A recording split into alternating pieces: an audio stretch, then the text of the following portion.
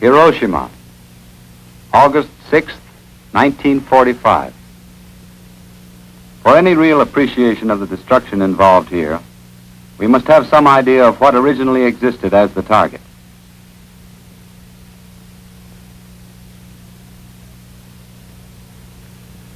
If Hiroshima, as it existed before the bomb exploded, were to have been located in the United States, it would have been slightly smaller than Miami or San Diego, but larger than Dayton.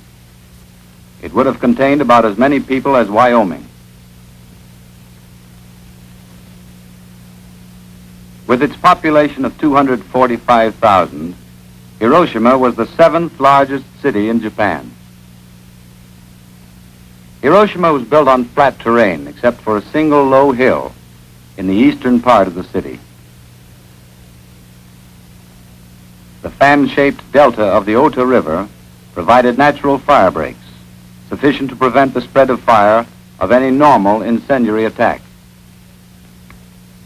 In addition, 7% of the city's residential units had been torn down to make supplementary fire breaks. Residential units in general were of wooden construction, like these in Kyoto, about half being 1 story and the remainder 1.5 to 2 stories high. Scattered throughout the city were a few brick wall-bearing buildings similar to those found in America. Of the reinforced concrete buildings, some were of poor construction by American standards. Others were earthquake resistant and stronger than most similar multi-story American buildings.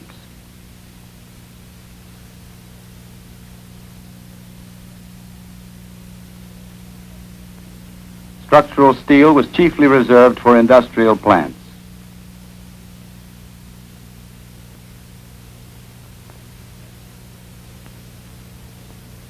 The main commercial district of Hiroshima was located in the center of the city, with residential areas and military barracks overlapping and surrounding it.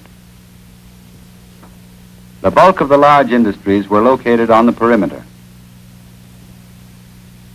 The far edges of the city were sparsely populated and consisted of vegetable farms, wooded hills, storage and transportation areas.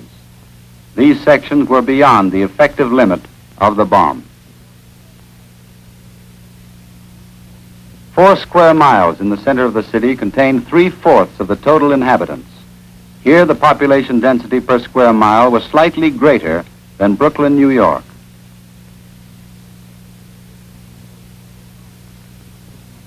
Living conditions in Hiroshima were comparable to these seen in Kyoto.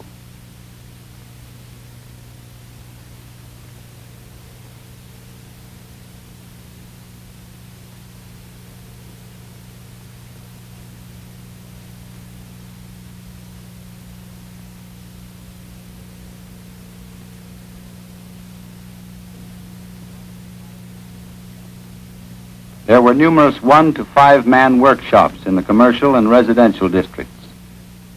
These provided 1/4 of the city's total industrial production.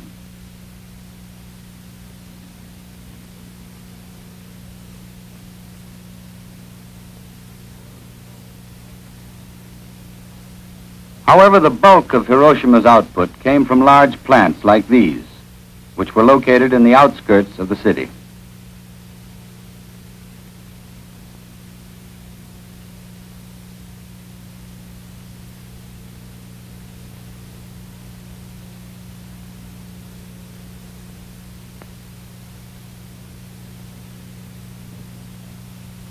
Transportation and communications were well developed. Waterworks and sewage disposal plants were modern. Power and light facilities were up to date.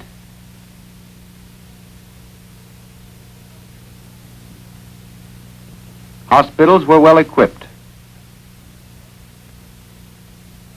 There was an adequate police force and a trained fire department with fairly modern equipment.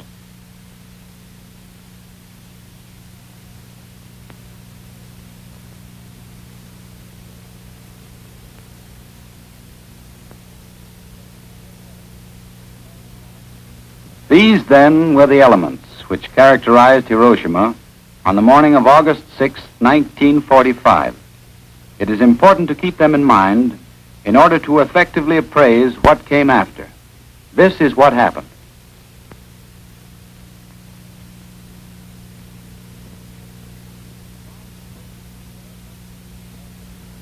The bomb exploded in the air some distance above this point on the ground, which we shall call Ground Zero. The extent of material damage can be illustrated by superimposing the same area over Washington, D.C., where we can well imagine the effect of a similar bomb on the normal political, military, and economic functions of the capital. The atomic explosion achieved its results at Hiroshima by the release of energy in three forms: blast, heat, and radiation.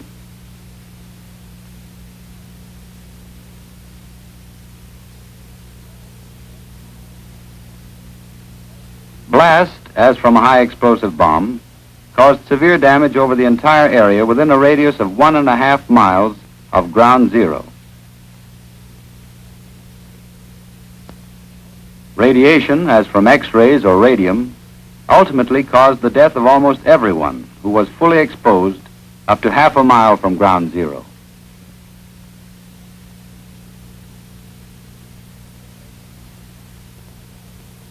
Heat, liberated in one blinding flash by the explosion, caused flash burns and may have ignited isolated fires as far as 1 mile from zero.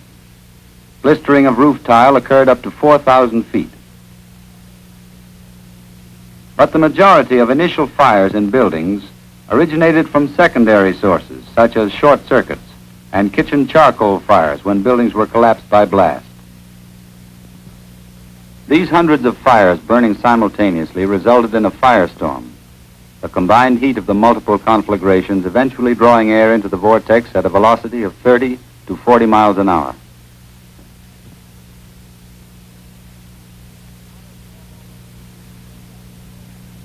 The firestorm almost completely burned out the 4.5 square mile center of the city, an area which had already been severely damaged by blast. In this area, 50 buildings of reinforced concrete remained standing. All of these suffered some degree of blast damage, and all except a dozen were gutted by the fires which spread from surrounding wood buildings.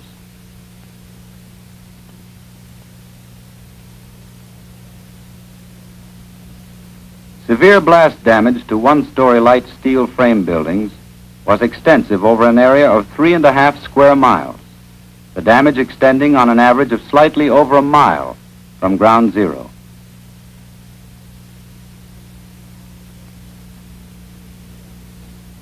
Multi-story brick buildings were seriously damaged over approximately the same area.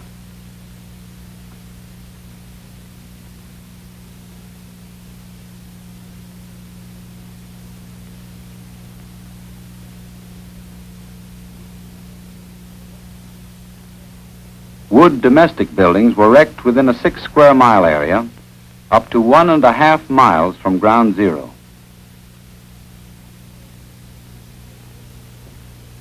One-story brick buildings with load-bearing walls were wrecked over a similar area.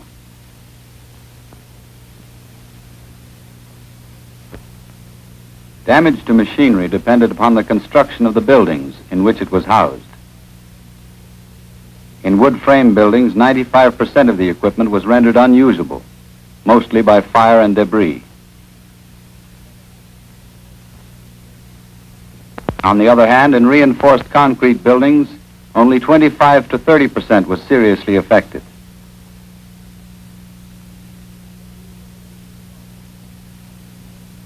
Debris was a major cause of destruction only in those reinforced concrete buildings where walls and roofs collapsed.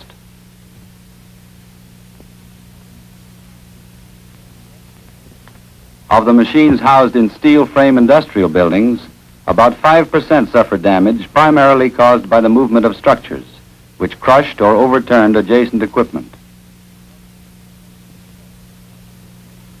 The subsequent exposure to the weather was what rendered most of the remaining equipment unserviceable. In all, 62,000 buildings in the urban area were destroyed and 6,000 severely damaged.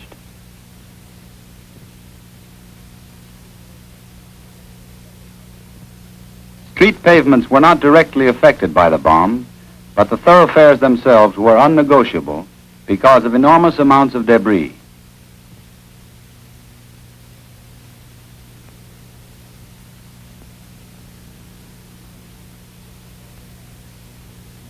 Steel and concrete bridges, although damaged, remained usable. Wooden bridges were destroyed by fire. Transportation facilities were almost completely paralyzed. Automobiles, buses, and bus terminals were extensively damaged by blast and fire.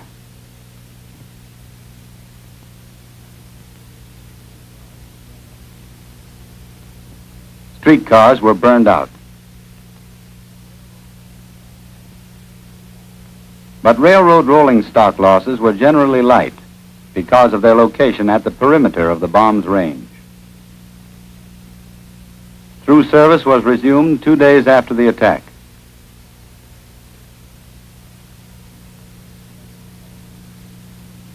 Communications, such as the telephone system, were 80% knocked out. Service was not restored for 10 days.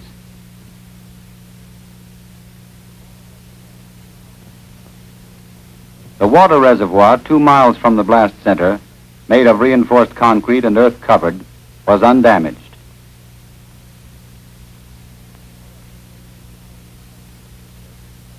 However, 70,000 pipe connection breaks in buildings and dwellings resulted from blast and fire. No subsurface pipes were crushed, and no leaks in these pipes were caused directly by blast, though several underground failures resulted from falling debris.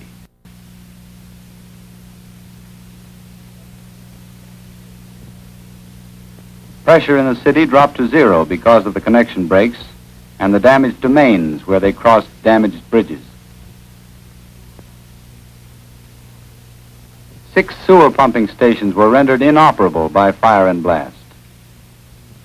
The electric power transmission and distribution system in the center of the city was wrecked. Only power equipment of rugged construction, such as transformers, resisted blast and heat within the devastated areas. Instruments were demolished beyond repair. Switches, switchyard insulators, cables, and copper buswork were ruined. And yet electric power from the general network was available in most of the surviving parts of the city within 24 hours. The gas supply failed as a result of severe damage to gas holders up to 1¼ miles from ground zero. Medical facilities were virtually wiped out. All but 3 of the 45 civilian hospitals were at least temporarily neutralized. The casualty rate of occupants of hospitals within 3,000 feet of ground zero was practically 100%. In many cases, basic structures remained intact, but falling plaster, fire, and flying glass caused the casualties. 90% of the 200 doctors in the city were killed or injured. 1,600 out of 1,700 nurses were killed or injured. Firefighting and rescue units like these were stripped of personnel and equipment. It is unlikely that any municipal fire department in the world could have prevented the firestorm at Hiroshima. The immediate effect of the annihilation of Hiroshima among the survivors was uncontrolled terror accompanied by hysterical activity or flight from the city for shelter and food. Within a few days, however, people had started their return, and the task of reconstruction began. Each family had to do what it could, as there was no organized plan for rehabilitation.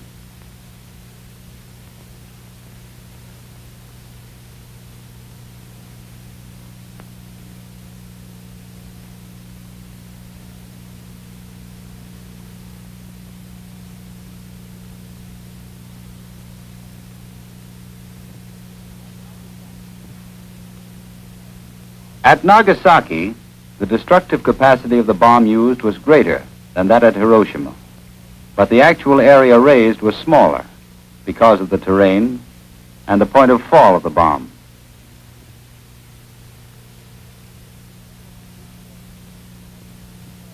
The area completely devastated was less than 2 square miles compared to Hiroshima's 4.5 square miles.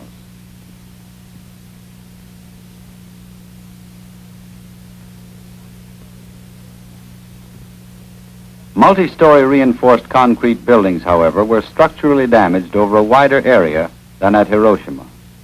This was partly because of the greater power of the bomb, and partly because buildings of this type, mostly schools and hospitals, were not as strongly constructed as comparable office and commercial buildings at Hiroshima.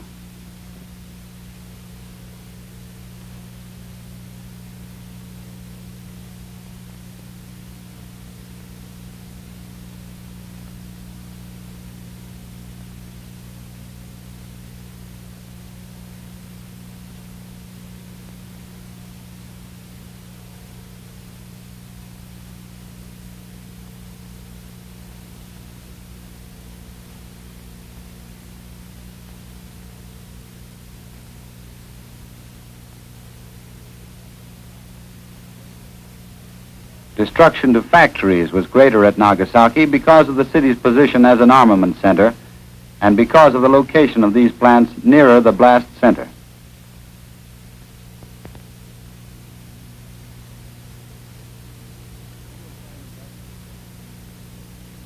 Steel frame industrial buildings were stripped of their sheet metal cover. The frames were generally pushed over en masse by the force of the blast.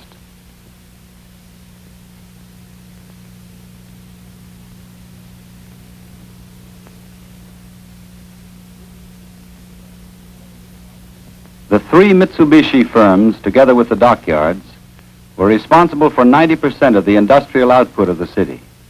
They were all hard hit. The steel works would have required a year to get back into substantial production.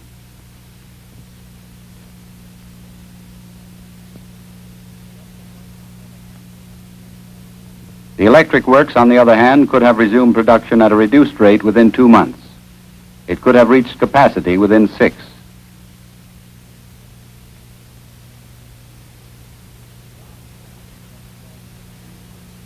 The arms plants would have required 15 months to reach 2/3 of their former capacity.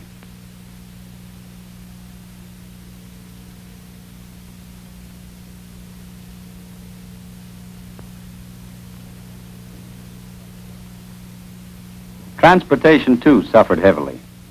There were only 3 survivors out of 115 employees of the streetcar company. Even after 2 months, there were no cars running. The railroad was also severely crippled. Wood ties were fired up to 7,000 feet. Rails buckled and bridges were damaged. Stations were completely destroyed. The electric power transmission and distribution systems were wrecked.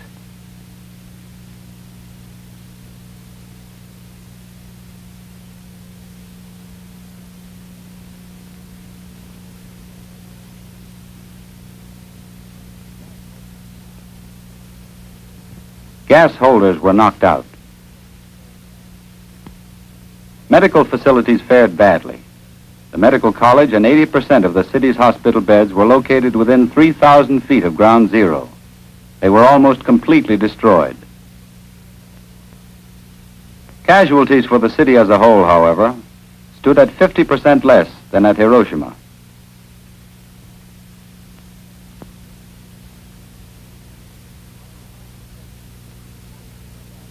While the conflagration with its uniformly burnt-out area was the most evident characteristic at Hiroshima, at Nagasaki the blast effects, with their resemblance to the aftermath of a hurricane, were most striking. This is illustrated by the remains of this Catholic cathedral, located 1/3 of a mile from ground zero.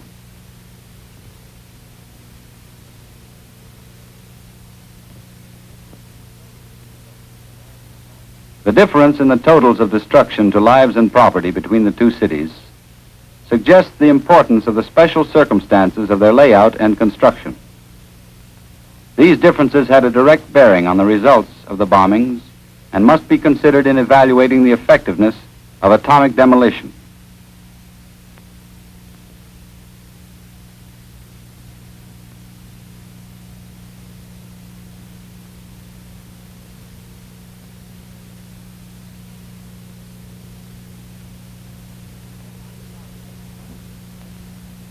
Had Nagasaki been flat, and had it been completely built up with no water, wooded areas, or intervening hills, the damage area would have been considerably greater than at Hiroshima. We have seen what took place at Hiroshima and Nagasaki, what happened to homes and factories, to schools and hospitals, to transportation and communications, to public services of all kinds, to the people themselves. From these scenes, we have some measure of the magnitude of the disaster which would befall an American city under an atomic bomb attack.